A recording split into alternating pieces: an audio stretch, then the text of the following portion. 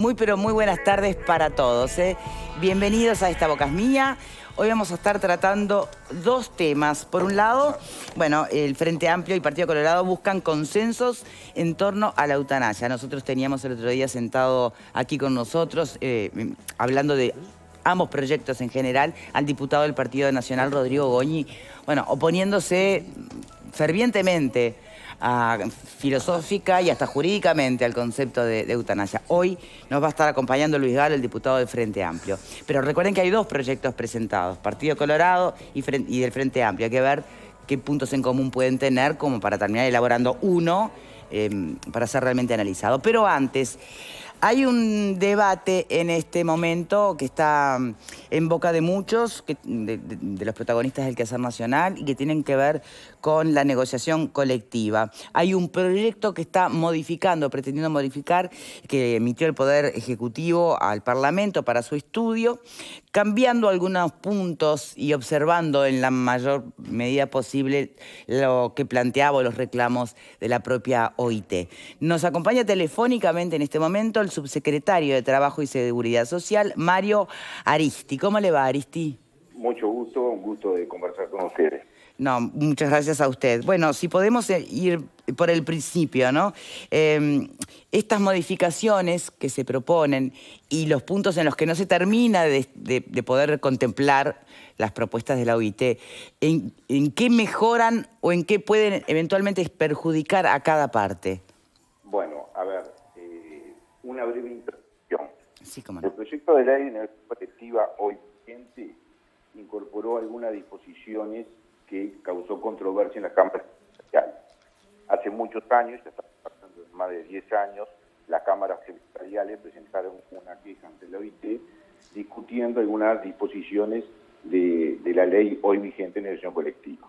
Bien. El gobierno anterior, luego de conversar con los actores sociales, presentó ante los requerimientos de la OIT un proyecto de ley al Parlamento. Esto fue aproximadamente en noviembre Del 2000, perdón, porque se corta un poco la conversación. Perdón, del 2019. ¿El de que presentó Murro? El que presentó Murro. Bien, entonces ministro de Trabajo. Exacto, exacto. Cuando asume el nuevo gobierno, tiene que enfrentar y resolver el tema de las observaciones de la OIT, porque es nada más ni nada menos que un órgano internacional especialista en estos temas, observa el Estado uruguayo algunos artículos de la ley de negociación colectiva. Por lo tanto, nosotros al asumir retomamos el tema. ¿Cómo lo retomamos? Creando una comisión especial integrada por trabajadores, trabajadores empresarios, Poder Ejecutivo, para empezar a debatir con los insumos que ya se había trabajado en el gobierno. Y llegamos a un proyecto que, si bien no tiene el consenso de los actores sociales, se incorporaron cuestiones que ellos consideraban que era oportuno que se incorporaran. Y por lo tanto se presentó el proyecto anteayer al Parlamento. Bien.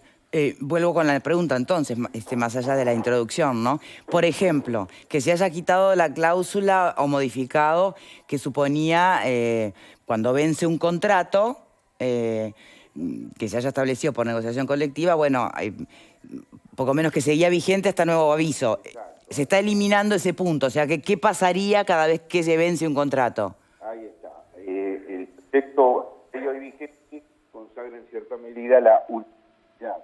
Lo que hacía referencia tú, Victoria, es la ultractividad. Bueno, nosotros eliminamos, consideramos que la regla no debe ser la ultractividad, es decir, cuando se acuerda un convenio y se pactan determinadas cuestiones, se pactan durante la vigencia de ese convenio. Si las partes quieren, obviamente lo pueden postergar o mantener ese beneficio, pero tiene que tener un plazo de inicio y un plazo de vencimiento, y no que sobrevivan hasta que un nuevo acuerdo la sustituya. Ese es uno de los puntos que están incluidos en el proyecto nuestro.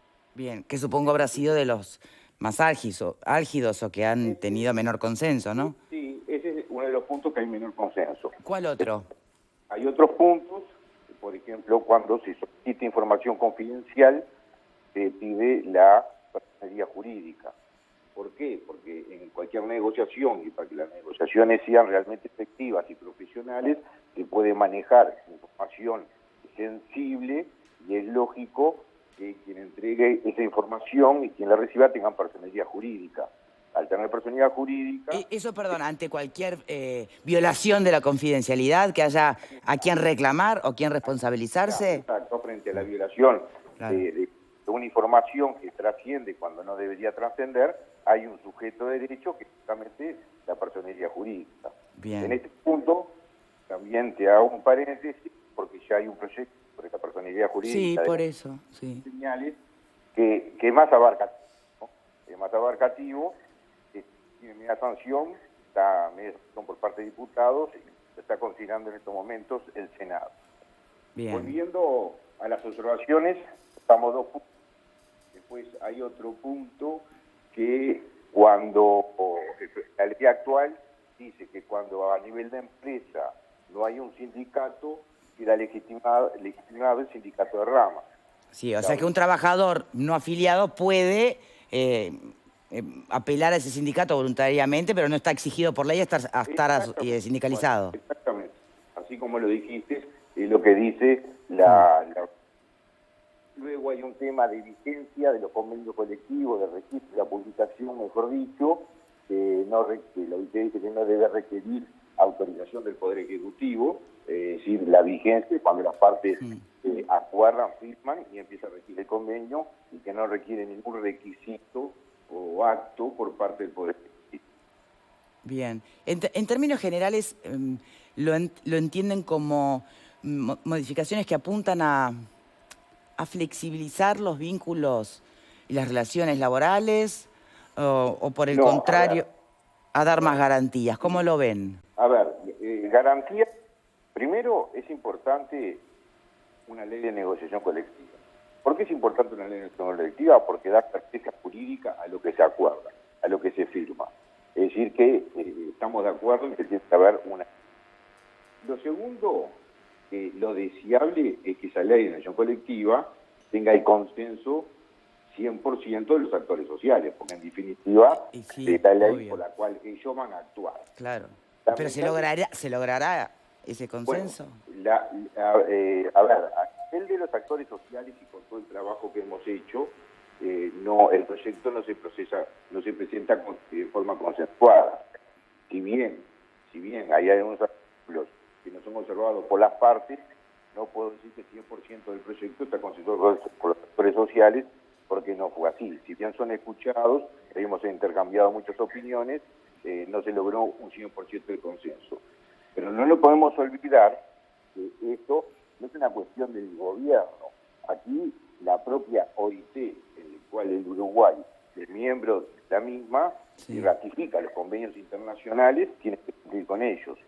Y cuando el OIT nos dice, exhorto, insto, recomiendo al Estado uruguayo que presente una legislación acorde con el convenio internacional que ratificó en su momento, debemos cumplir con eso. Más allá del gobierno que se trate. Sí, pero tampoco se está cumpliendo con todos los... Hay un par de puntos que quedan por fuera de lo que plantea la OIT. A ver, no nos hemos olvidado del punto que queda fuera. El punto que queda fuera, primero, ¿por qué queda fuera? Porque el proyecto que había presentado en su momento Murro ya tenía el visto bueno del OIT y ese punto tampoco estaba. Entonces nos pareció razonable seguir por la misma línea, porque el OIT ya tenía un pronunciamiento al respecto, no quisimos apartarnos de esa.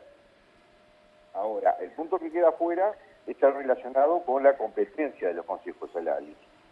Y los consejos salarios, ahí lo que nosotros consideramos que los podemos tratar de manera separada a este proyecto de ley, porque la temática que comprende el debatir los consejos de salarios es mucho más extensa. O sea, no se reduce al salario. No se reduce el salario, se reduce... A ver, con respecto al OIT no se reduce el salario, sino a las condiciones de trabajo. Eso es lo que está observado por la OIT. Claro.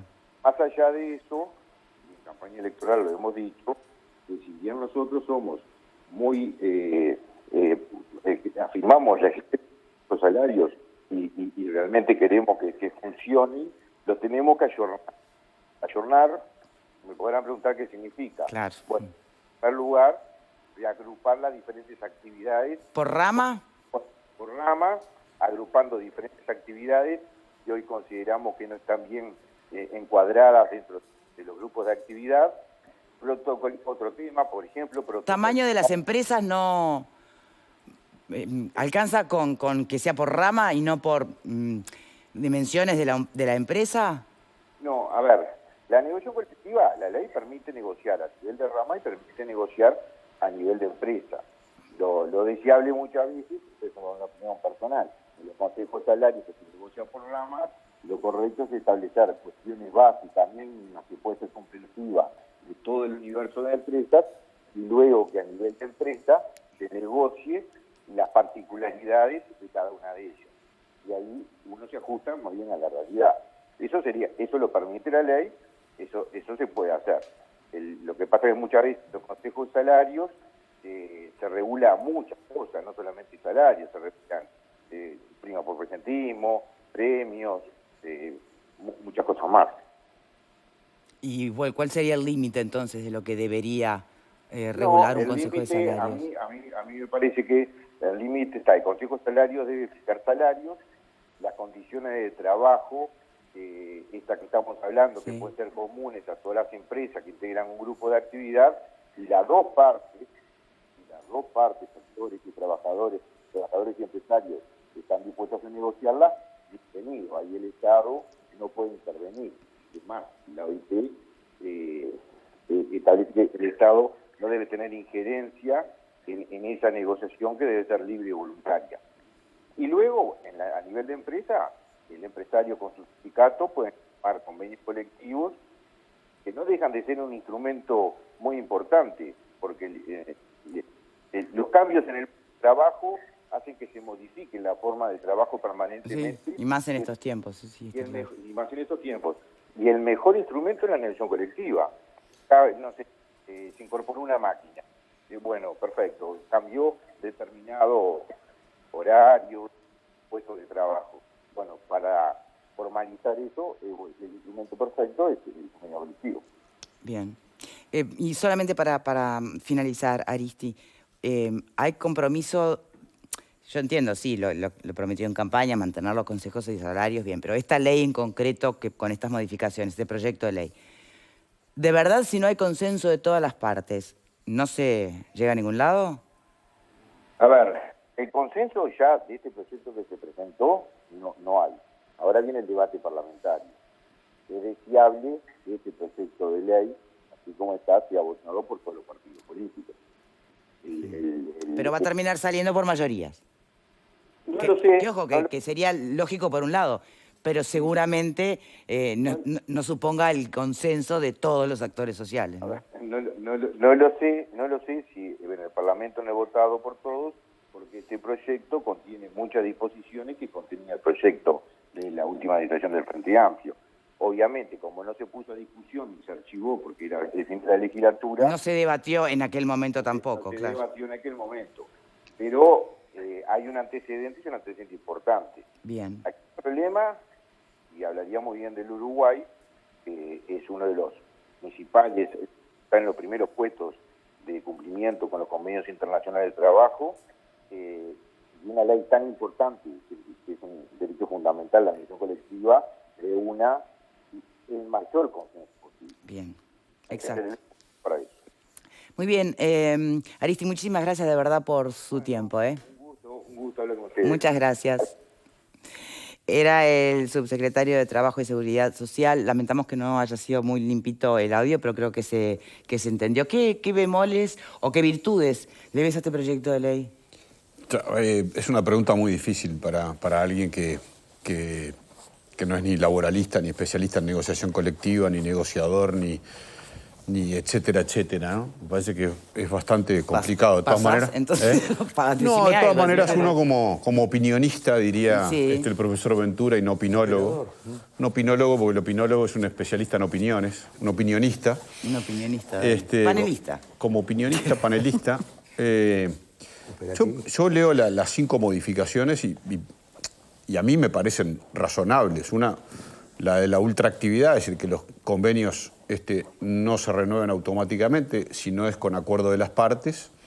Me parece que es razonable, si hay acuerdo de las partes, se renuevan. Me parece que da me parece a mí, pero por eso digo que es muy difícil sacar conclusiones contundentes frente a un tema que es bastante árido, ¿no? Bien. Pero me da la sensación de que apunta lo de la personería jurídica, que apunta a otorgar más, a que tengan las dos partes, ¿no? Porque obliga también a las organizaciones de empleadores a tener personería jurídica, a las dos partes que puedan asumir más sus responsabilidades. Me parece que son temas que contribuyen a... Podríamos analizar cada una de los 5 puntos, pero son temas que contribuyen a darle seriedad a una negociación colectiva y equilibrio. Pero esa es la primera impresión. ¿Equilibrio? ¿Te parece, Vero? Bueno, creo que como todas las cuestiones pueden ser opinables. Yo no sé qué ha dicho de este proyecto el movimiento sindical, por lo menos en estas últimas horas no he conocido repercusiones. Puedo visorar que hay algunos de esos puntos que pueden generar cierta polémica a ese nivel. Porque, por ejemplo, cuando el punto 4 habla de que no es necesario pertenecer a un sindicato o sindicalizarse para negociar, creo que allí hay de algún modo un debilitamiento de la necesidad de agremiarse, ¿no? Entonces, ahí me parece que va a causar ruido ese punto. Creo que hay otro punto que también puede causar un poco de polémica a nivel, no sé si del Frente Amplio, pero sí de las organizaciones sindicales, que es que el nivel de negociación se establezca entre las partes y allí el gobierno quedaría como por fuera en esa reunión. Y ahí creo que vamos a volver a escuchar que las partes no están en igualdad de condiciones para poder definir hasta dónde llegamos con la negociación. Te digo Entonces más, me parece que en esos 5 puntos vamos a volver a escuchar un debate que va a volver a traer un poco esa cuestión de desproporción entre trabajadores y empresarios y la necesidad de que el Estado esté un poco más presente, ¿no? Mira, ya te puedo decir, por ejemplo, citado el propio Marcelo Abdala, ¿no? Sí. El presidente del PIT-CNT, dice, vamos a defender la negociación colectiva en la OIT y acá, pero habla de que en el siglo XX existió cierta paridad de fuerzas, no es la OIT de ahora. Hoy manda la Organización Internacional de Empleadores, al margen de que van a defender la ley de negociación colectiva. O sea, pero ya ahí se advierte que un problema hay desde el vamos. Vamos a hacer una primera pausa y ya venimos y seguimos con el debate.